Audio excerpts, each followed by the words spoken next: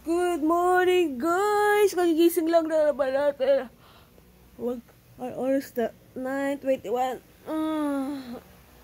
Oh my God! Sarap matulog kasi medyo malamig-lamig, guys.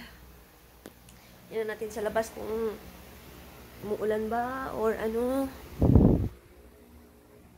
Uy, ang ganda ng weather. Diba, guys? Ang ganda ng weather today. Guys, itong pagkain natin ngayon, so gagawa tayo ng vegetable salad. Magprito tayo ng lumpia. Then, meron ding dynamite, of course. Diba? Then, of course, baon tayo ng strawberry lemonade. Yum, yum. No rice for today.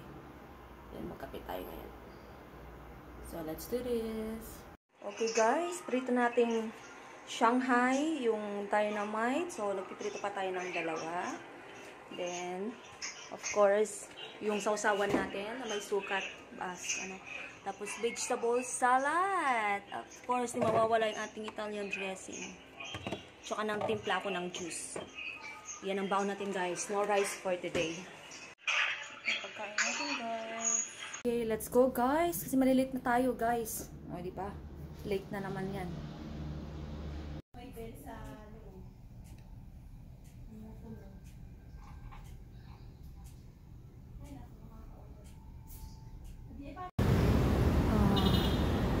Dito na tayo, guys. Naglalakad na tayo. Nairita na naman ako dun sa driver ng UV. Yun din yung sinakyan ko kagabi. Sobrang reklamo. Kwento ko, guys, pagdating ko sa taas. Nairita na ako talaga. Tingnan nyo naman ang nena. Ang daming bit-bit. Oh, diba?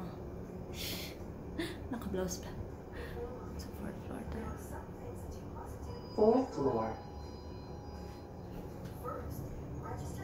Doors opening. Yan tayo, guys. Yan yung room natin.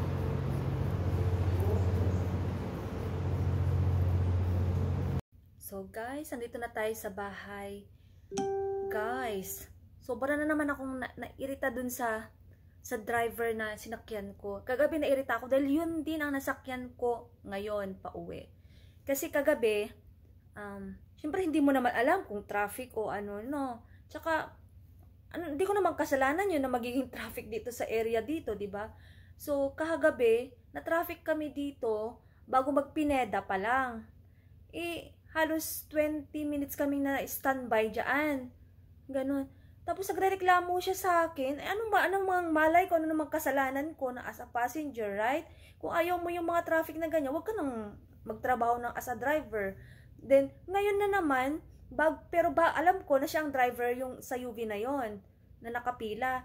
Bago ako sumakay, nagtanong muna ako kung pwede ba Prisma. Ang sumagot na is yung dispatcher niya. Yes, pwedeng Prisma. At naririnig niya yun. Dahil kung ayaw niya talagang dumaan sana dito, sana magreklamo na siya direct sa dispatcher niya na ayaw niya magsakay dahil matatraffic na naman siya. Tapos pagpasok ko sa sasakyan, pumasok na siya sa sasakyan, sasabihin ba naman niya sa akin na, may standby na naman tayo, matatraffic na naman tayo ng matagal doon. Ganon siya sa akin. Sumagot na ako dahil hindi ko kasalanan eh.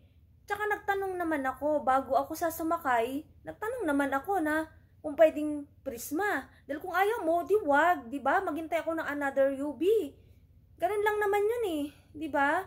Tsaka, magrereklamo siya sa akin na hindi niya alam yung dalawang pasahero niya sa harapan is bababa sila ng Pineda. Saan dadaan ng papuntang Pineda? Dito rin.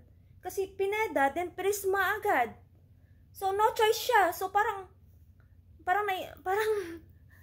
sabi ko, parang tanga lang. Nag-ininsulto ko na lang ng tawa, di ba?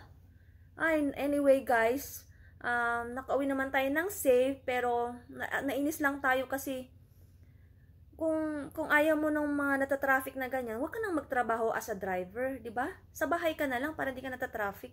Tsaka, kung ganyan man, tinatanong naman ng passenger kung gusto mong dumaan ng ganito, kung pwede bang ganito. Kung ayaw mo sana magsabi ka na ng hindi, para hindi na ako sasakay. Kasi yung sa akin ka magre-reklamo, ano ba, malay ko sa traffic, di ba? Kontrolado ko ba yung traffic sa daanan? Of course not, di ba? Oh my God. Ang daming mga tao talagang hindi ko alam. Hindi naman ako perfectong tao, pero sana naman isipin nila yung binibitawan nilang salita sa passenger nila. Kasi kung tutusin, respetuhin mo sila kasi sila mas matanda sa'yo, pero minsan wala silang respeto. Kasi kaya sumagot na lang ako, 'di ba? Kasi karapatan ko yun na ilaban yung sarili ko, yung di magrereklamo ka sa akin pa silent na ganoon, 'di ba? Oh my God. Okay guys, good night kasi nakakairita lang ako. Guys, midnight snack, black coffee, and of course yung favorite nating cheese bread. Isa doon naghihilik na.